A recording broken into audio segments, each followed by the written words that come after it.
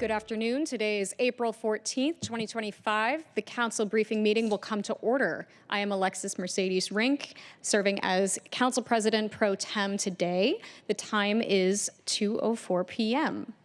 Council President Nelson, Councilmember Rivera, and Councilmember Strauss are excused from this meeting. Will the clerk please call the roll? Councilmember Saka? Here. Councilmember Solomon? Here. Councilmember Hollingsworth? Present. Councilmember Kettle?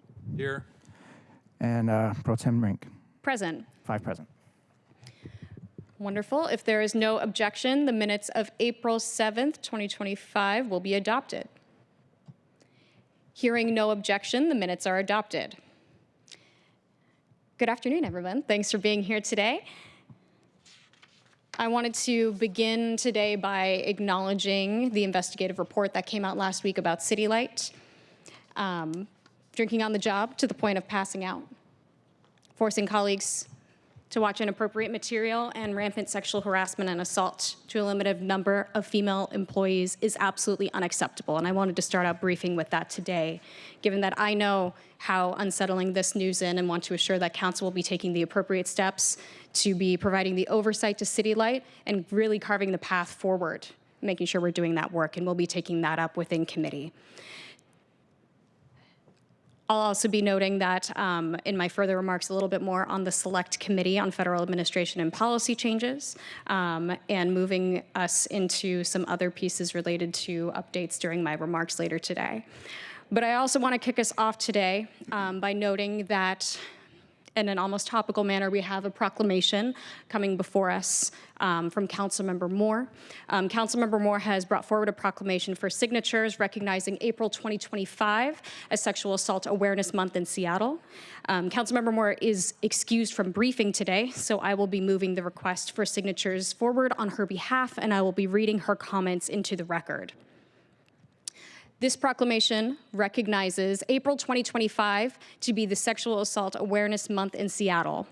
This year is the 24th observance of Sexual Assault Awareness Month, and this year's theme, Together We Act, United We Change, calls us to understand the impact of sexual violence and take actionable steps towards prevention. Every 68 seconds, an American is sexually assaulted, and Black, Indigenous, and other people of color, people living in poverty, the housed and underhoused, LGBTQ plus people, elders, people with disabilities, and others who have been historically oppressed are disproportionately affected by sexual violence in significant and complex ways.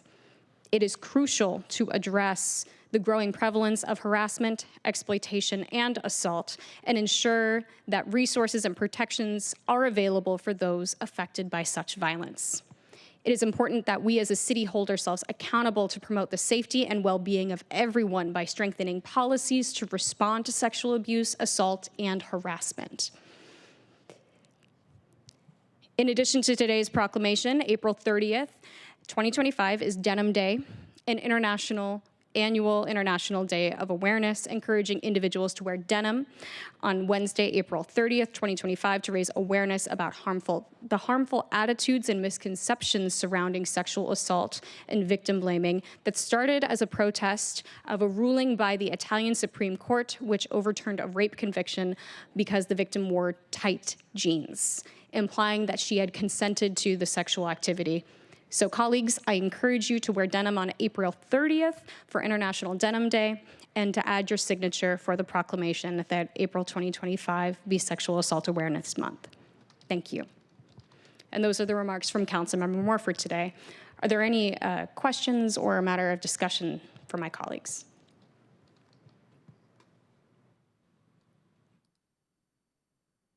All right, seeing that there is no further discussion on the proclamation, will the clerk please call the roll to determine which council members would like their signatures affixed to the proclamation recognizing April as Sexual Assault Awareness Month?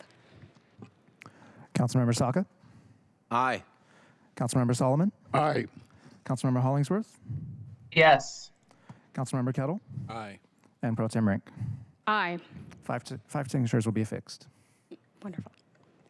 Thank you all.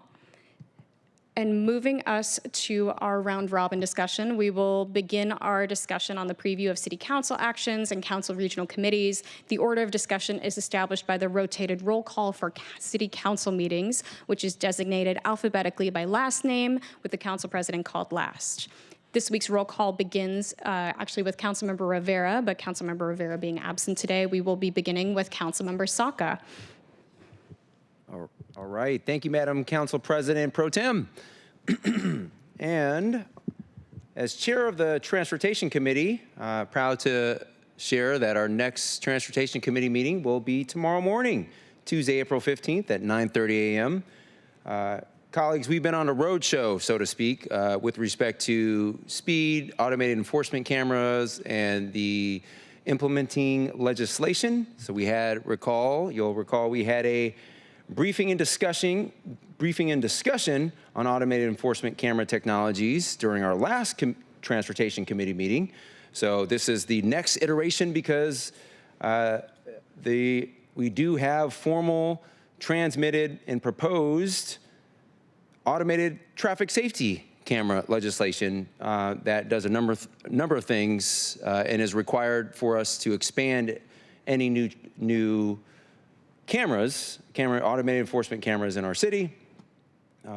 So we're talking non-school speed zones, et cetera. We have to comport with the requirements and explicitly incorporate by reference the requirements of state law changes that were made in Olympia last year in 2024 in order to expand and roll out any automated enforcement camera program. And so this legislation that we're in briefing and discussion item, that's agenda item 1, we're going to be discussing that legislation tomorrow. Also, colleagues, you'll recall that during the budget last fall in 2024, we expanded and authorized and provided a specific line item in appropriations for funding of automated enforcement cameras that were not in school zones. And we also expanded and authorized the expansion of school zone in 39 new school zones, I think, to be exact.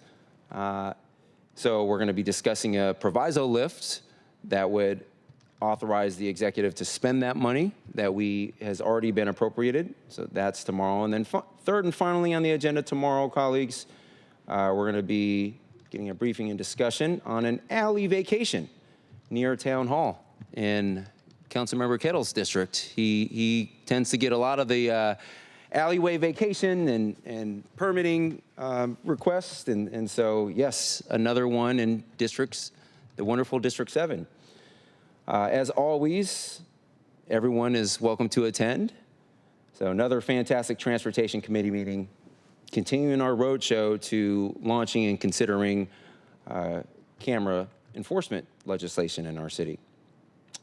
In the district, last week was proud to visit the Refugee and Immigrant Family Center, which is a bilingual preschool in Delridge.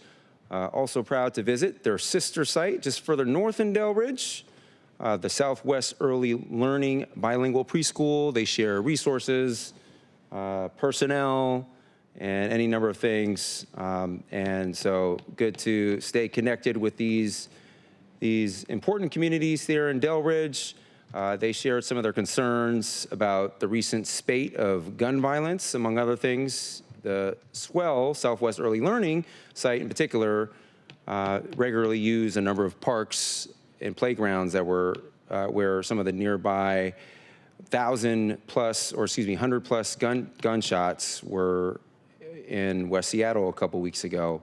So safety concerns were top of mind, and also we discussed how the city can be more proactive in notifying schools of certain SPS events and associated gun violence lockdown situations.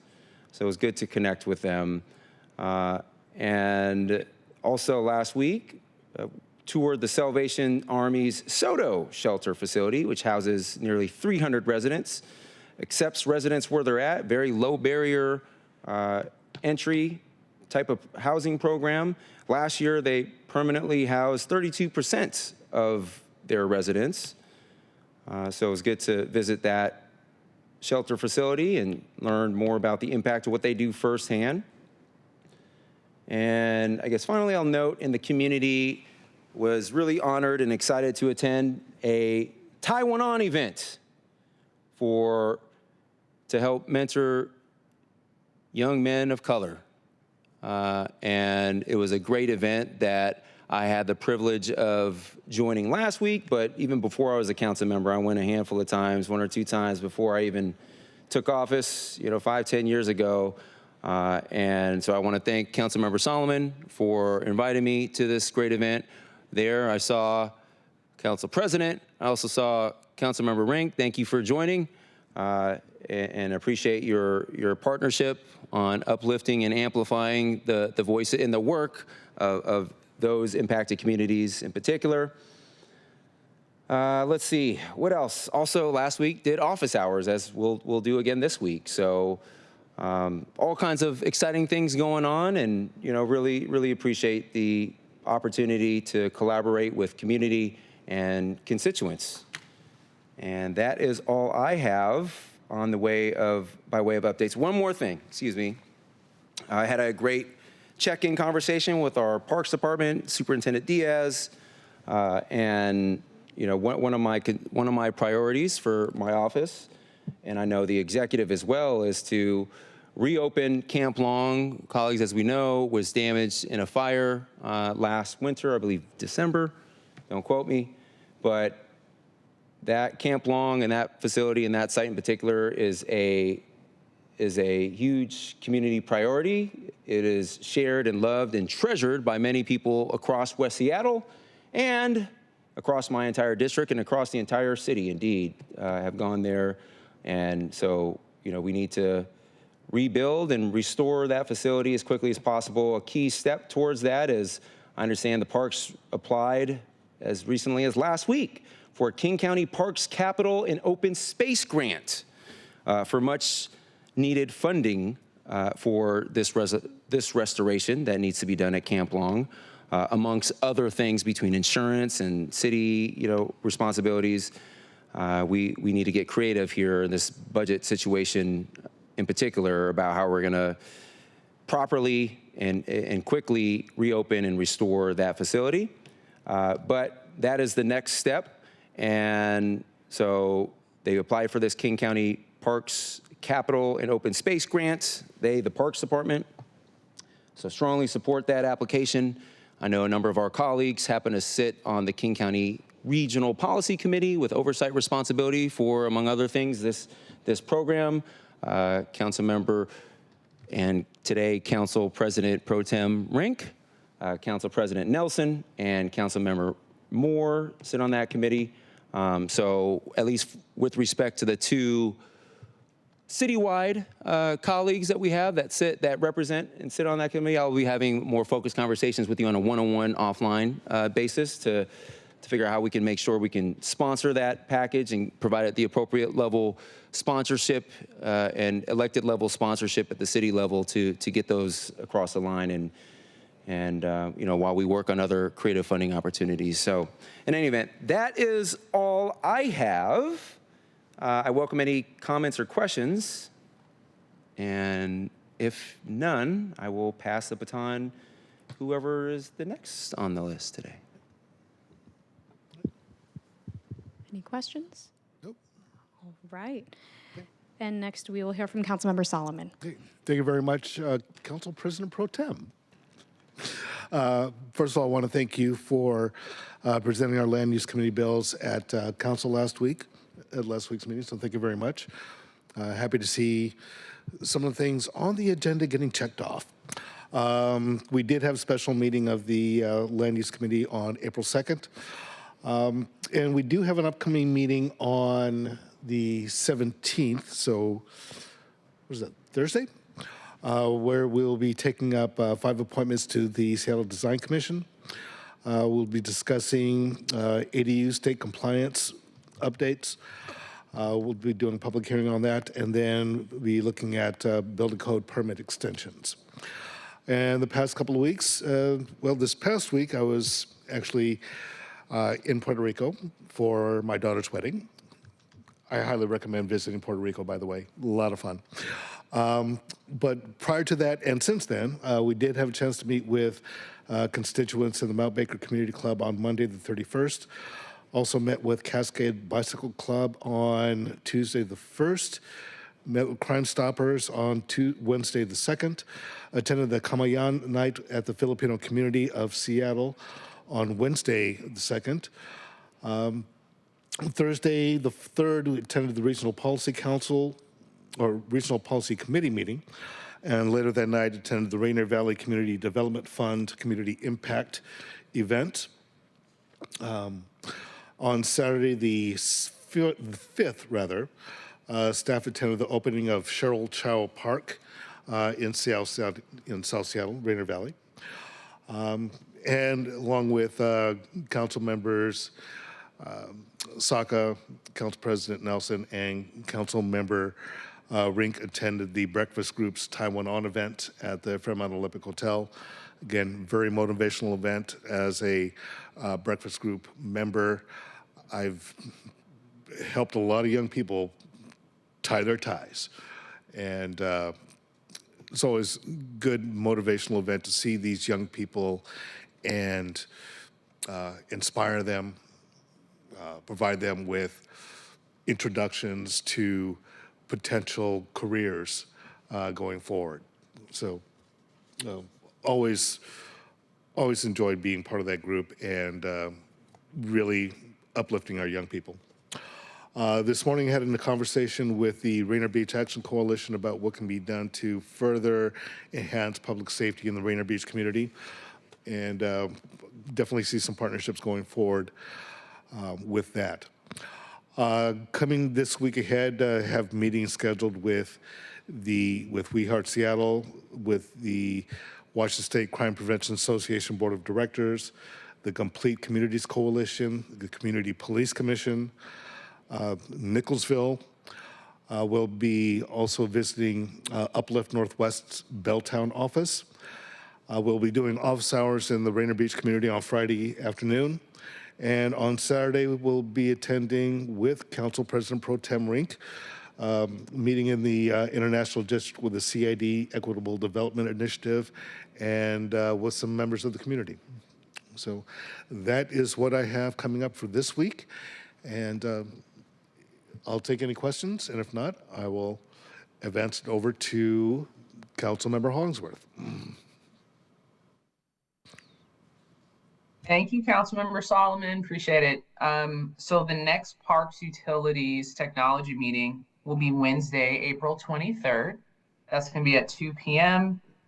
Last meeting, and this is going to come on the docket tomorrow, is Council passed 4 in favor, none opposed, the Lower Duwamish Valley cleanup, which is incredibly important, which authorizes Seattle City Light, Seattle Public Utilities to be able to start the process for cleaning of the Lower Duwamish. We want to make sure that we keep our industrial lands as healthy as they can be, and everyone involved in that. We also have a comprehensive plan meeting, our select committee of land use.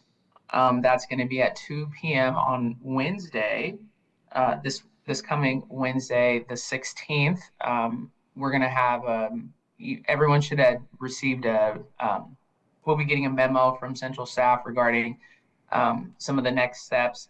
As people might heard, all 6 appeals were dismissed. And so now we're trying to figure out how we push forward with our timeline and upcoming legislation, and then some of the deadlines that we have that's going on with the comprehensive plan, the land use, the mapping, the zoning, the House Bill 1110, all of the components of the comprehensive plan. So we are figuring out dates and schedule, and we'll be working with central staff, we'll be working with our executive, and also we'll be working with our council president to make sure that we have the timeline, and we're moving fast and speedy and ahead, and also making sure that we're not missing any steps as well. So please stay tuned on that.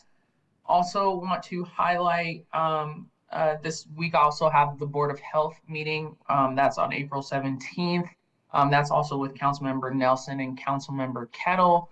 So looking forward to that meeting. We in District 3 continue to be concerned with the fentanyl use that we see in different places in front of areas in District 3 that are of concern that we hear every day from constituents, from small business owners, the people that live, work, and play in these areas as well. And so we're trying to do our best to figure out different steps to help mitigate some of these issues. Obviously, they're complex. You'll hear people always say they're complex, and no one really has the magic pill. But what I do know is that we need to get people inside and off the streets as fast as possible through shelters, through tiny homes, through other different ways in which we can create housing, and then also rapid response for people to get treatment.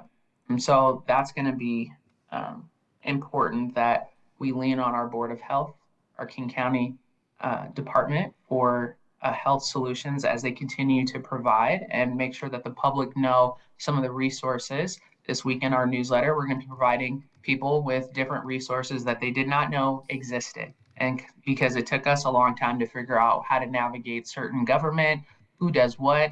For example, if it's a Metro trash can that needs cleaning, that is actually not our office because that's not Seattle Public Utilities, that is King County Metro. So it's our King County Council.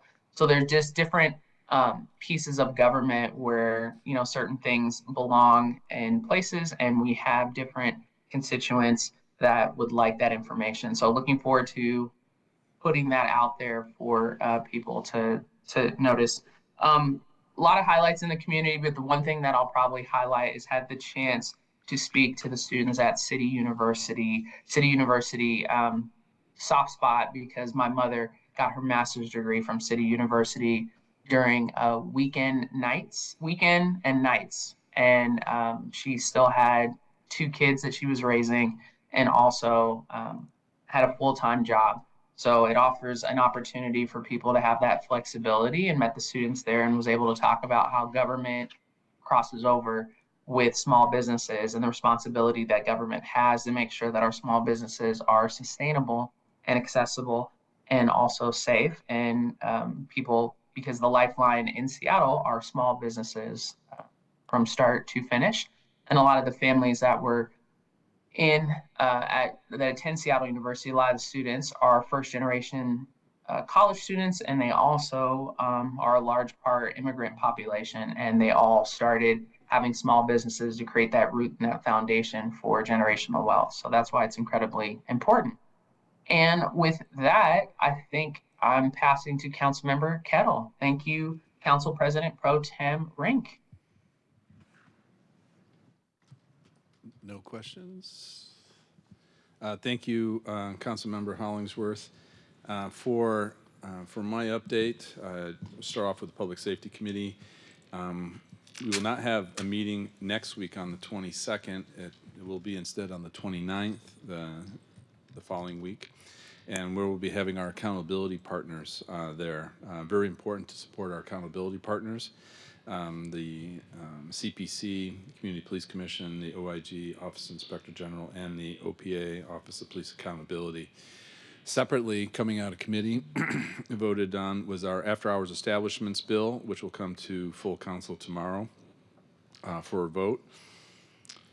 Okay, separately, in general for this week, today already met with the Honorary Council of Ukraine. Very important in terms of showing support, in that kind of city, to the people perspective, to the city, to ensure that they know America's support is not limited to what they read regarding federal actions. So I really appreciate the Honorary Council coming to City Hall today. Tomorrow, I have an emergency hubs meeting, which is emergency preparedness related at the Queen Anne Library at 5 o'clock.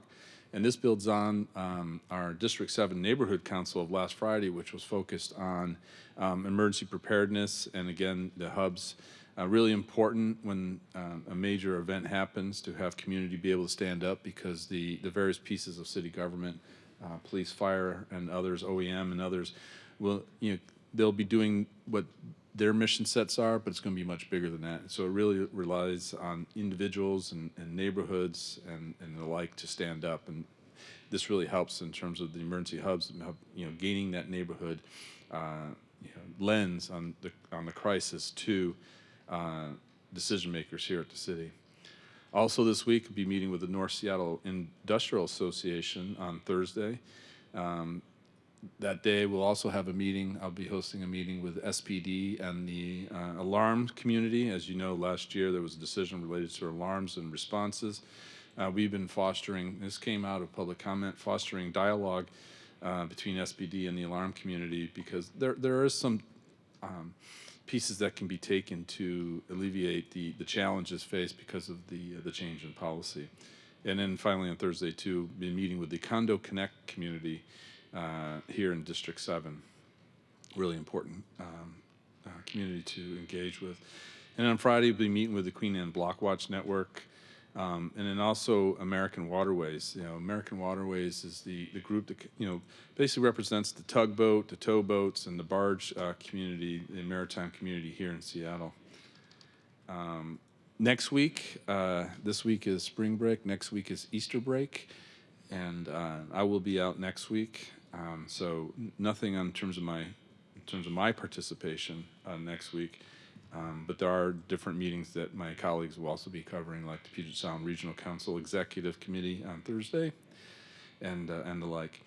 I just wanted to note too, last weekend, I did not mention this last Monday, but this past weekend I participated in the Seattle-Tashkent Sister City Association at Shoreline Community College.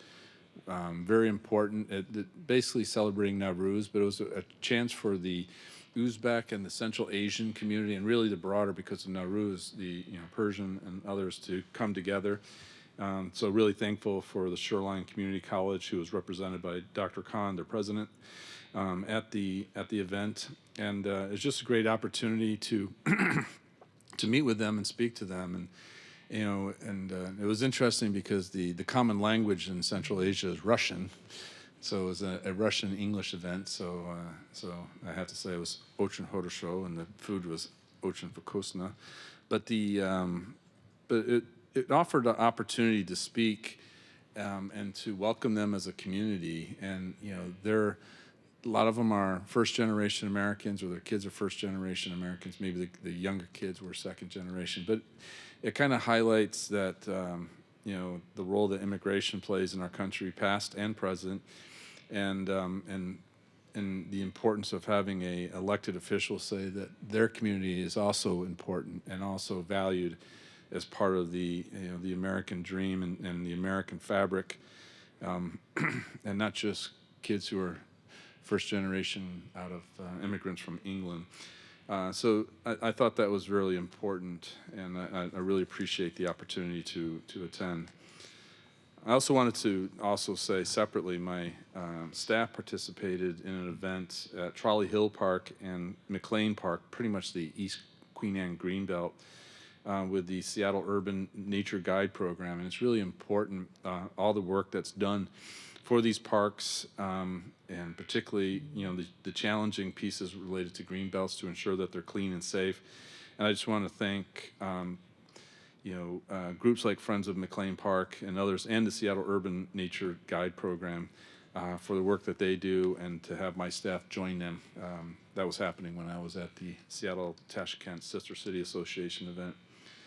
And that is it. I just also wanted to note today the WNBA draft is going to be happening, and our Seattle Storm are going to be second on the docket.